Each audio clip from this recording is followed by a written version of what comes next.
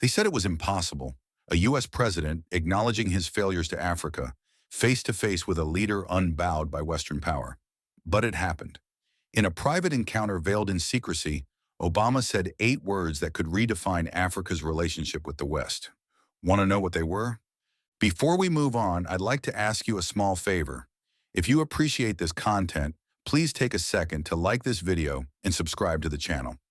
Over 98% of you watch the videos without subscribing. It costs you nothing, but it makes a huge difference to us. So did you click the subscribe button? Great, thank you so much. Now back to the video. Why would Barack Obama, a former president revered for his diplomacy and cautious balance of power, quietly reach out to Ibrahim Traoré, a rising leader in Burkina Faso who had positioned himself as an open adversary to Western influence? It wasn't a meeting arranged for cameras or speeches. It was an encounter shrouded in mystery, carried out in the heart of West Africa, in Wagadugu. The secrecy itself was a statement, raising questions about what could have compelled one of the most influential figures of the modern era to sit across from a leader whose defiance gravitated toward dismantling legacies like the one Obama had once tried to protect. Obama's motivations for the meeting were far from simple. For one, his presidency had always come under scrutiny for its perceived shortcomings in championing African agency. He had the heritage, the platform, and the global influence. Yet for many, his leadership felt tethered to a broader Western strategy that had left large parts of the continent in cyclical dependency.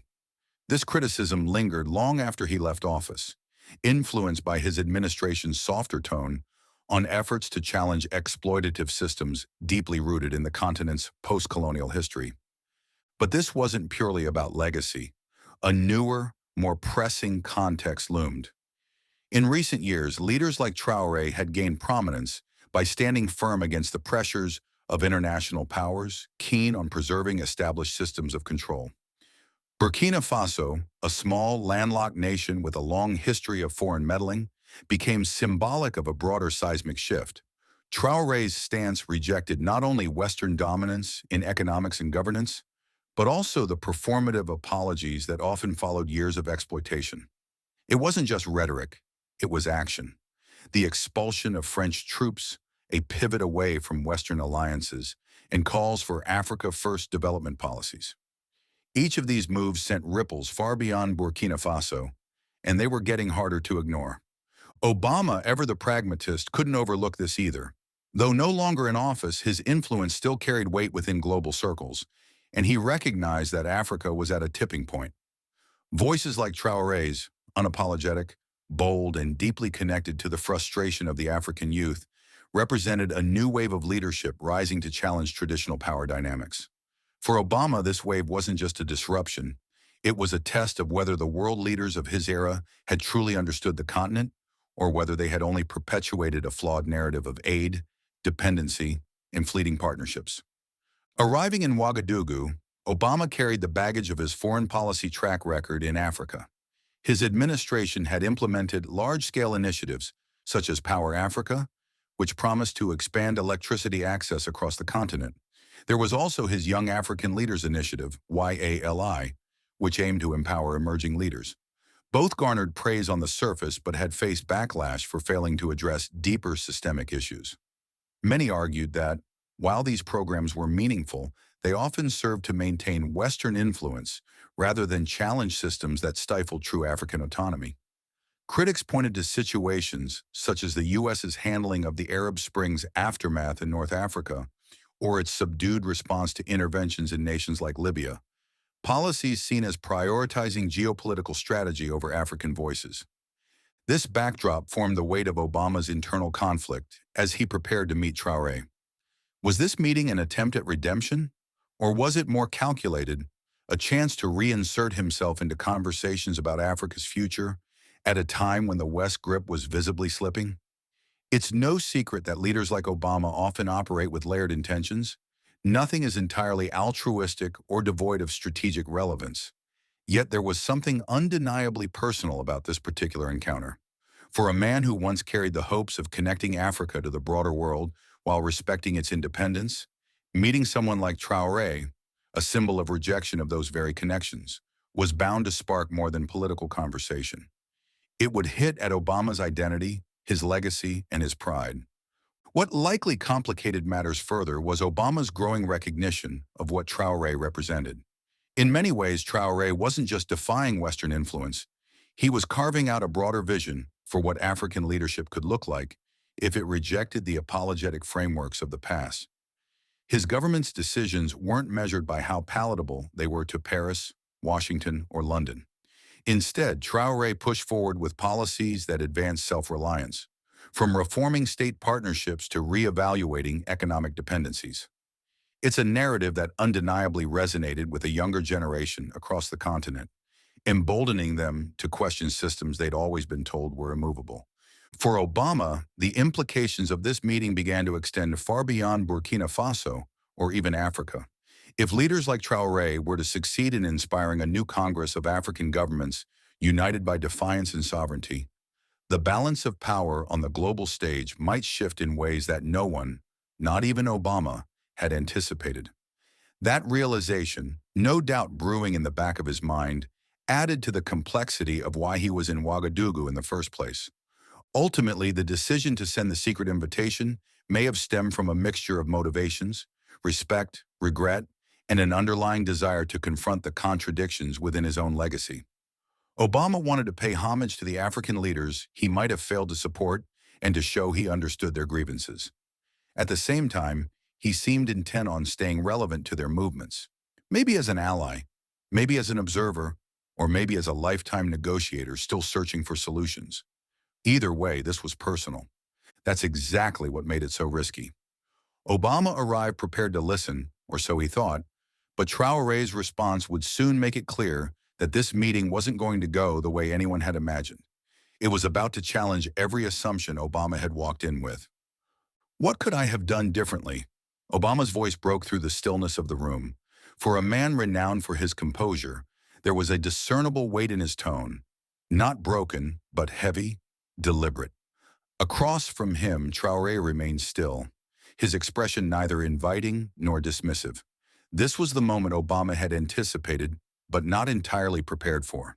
The admission. Quietly but with unmistakable gravity, he continued, "I should have done more." This wasn't just a casual acknowledgement.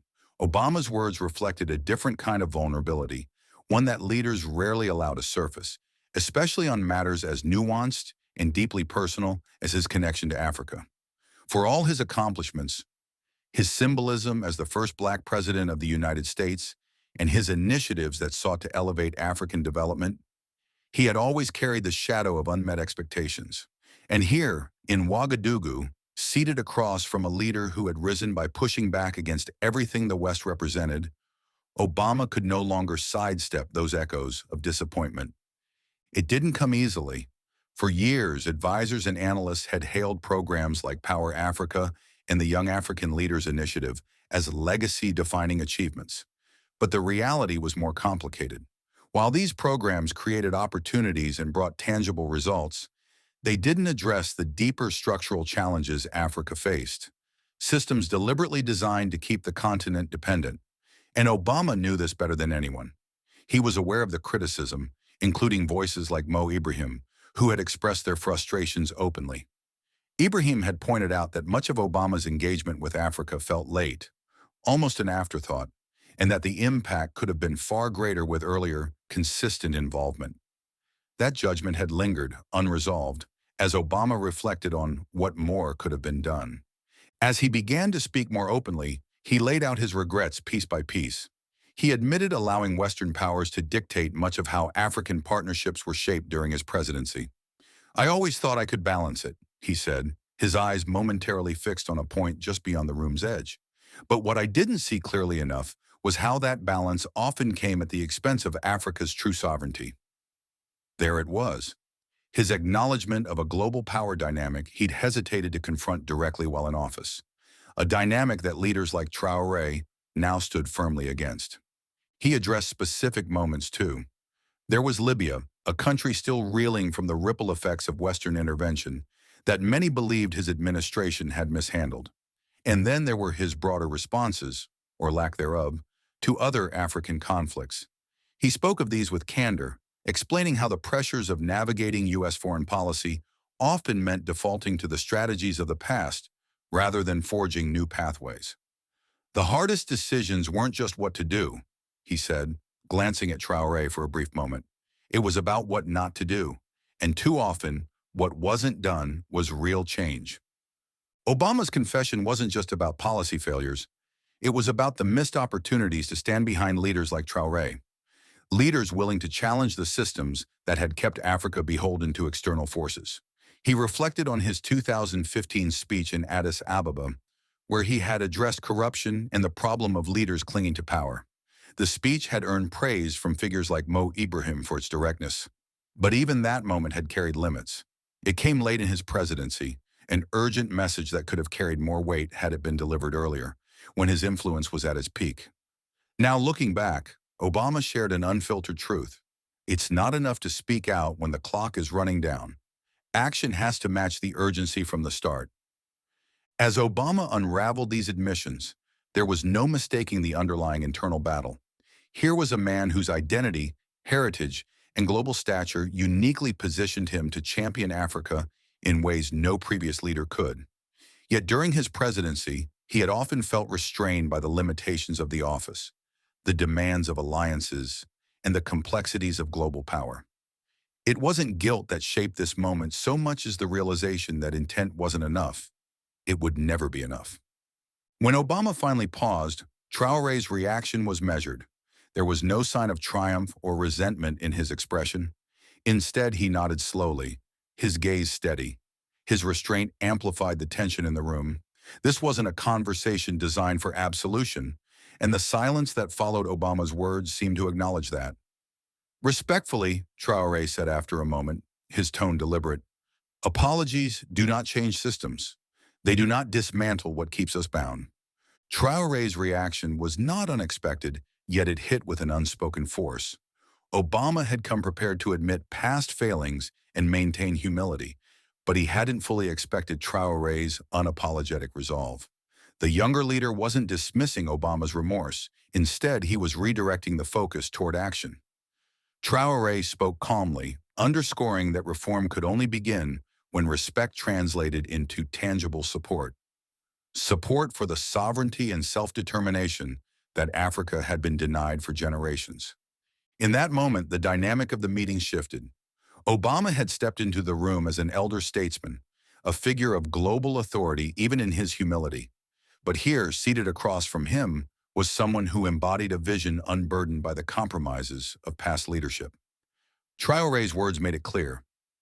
What Africa required wasn't just apologies or acknowledgement, but a fundamental rethinking of how global partnerships should work.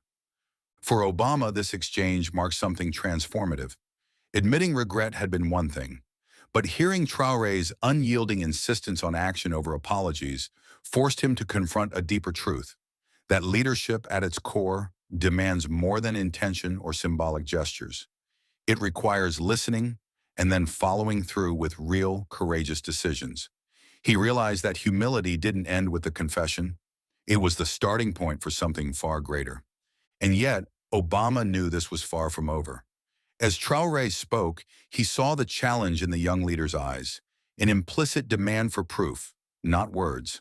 What came next would define whether this meeting could leave behind more than regrets.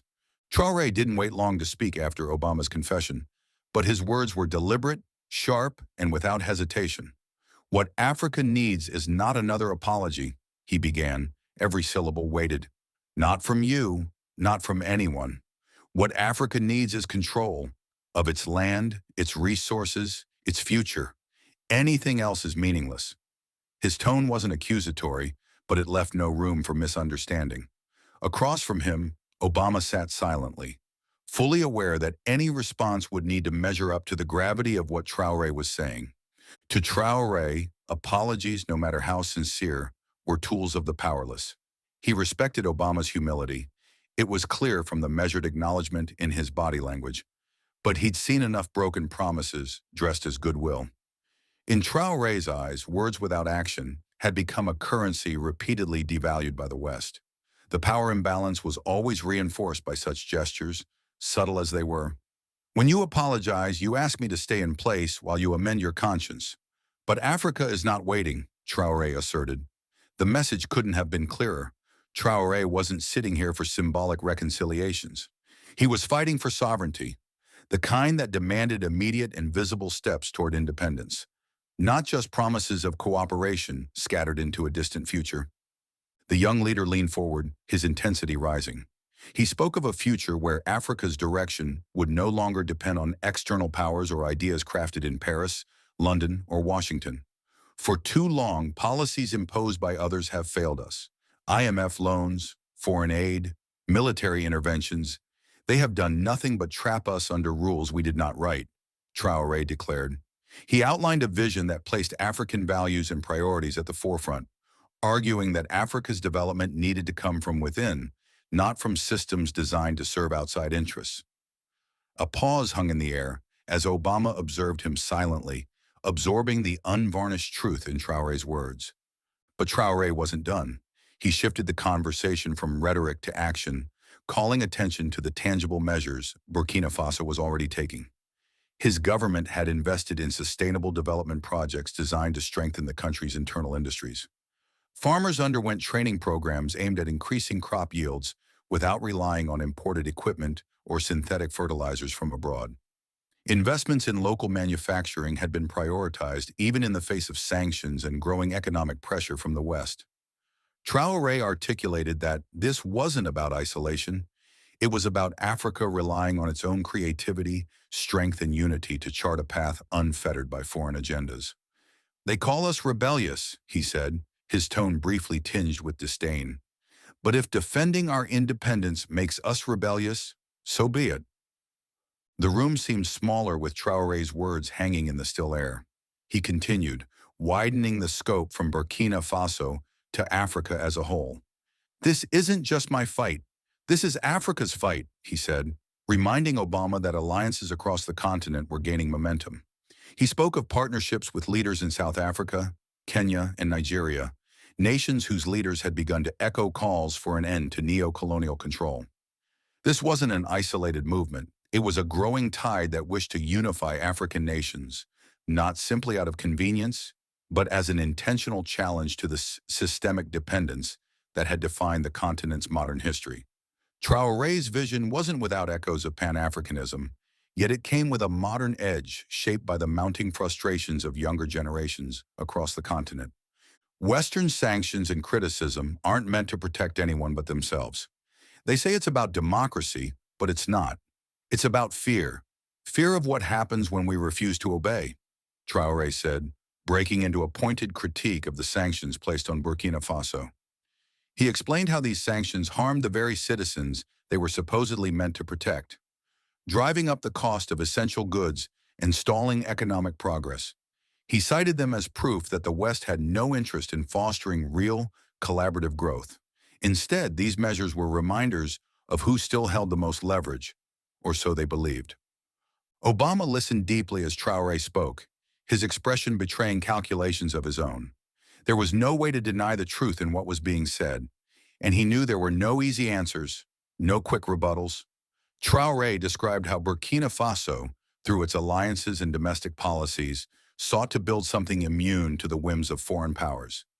He envisioned an Africa no longer defined by systems imposed from outside, whether they were economic structures or political values that bore no roots in the continent's history, traditions, or lived realities.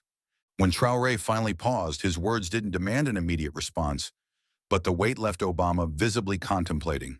The ultimatum wasn't spoken explicitly, but it was there. If the West wanted to engage with Africa going forward, it would have to abandon its paternalistic instincts and allow Africa to lead its own narrative. Anything less would simply be a continuation of the manipulation and exploitation that had defined past and present relationships. Traoré wasn't asking for favors. He was demanding a complete recalibration of how Africa was treated on the global stage. In that moment, the meeting took on a new energy. Obama wasn't just reflecting on Traoré's words, but on the sheer determination of Africa's younger leaders. This wasn't about rebellion for rebellion's sake.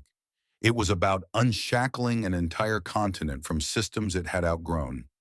Traoré's insistence on action over apology was not just a personal stance. It represented the growing sentiment of a generation tired of inherited compromises. For Obama, who had once campaigned on hope and change, that reality made Traoré's ultimatum even more striking. That demand for decisive action, clear, unambiguous, and immediate, left no room for half measures. The conversation wasn't over, but the dynamic had shifted. Traoré's vision of African sovereignty was no longer just an idea exchanged across a table. It had become the defining element of the meeting. It was a reminder that the world was changing, and Africa's rising leaders weren't simply asking for a seat at the table. They were building their own. This fictional meeting reveals a turning point where African leadership demands more than apologies. It demands action.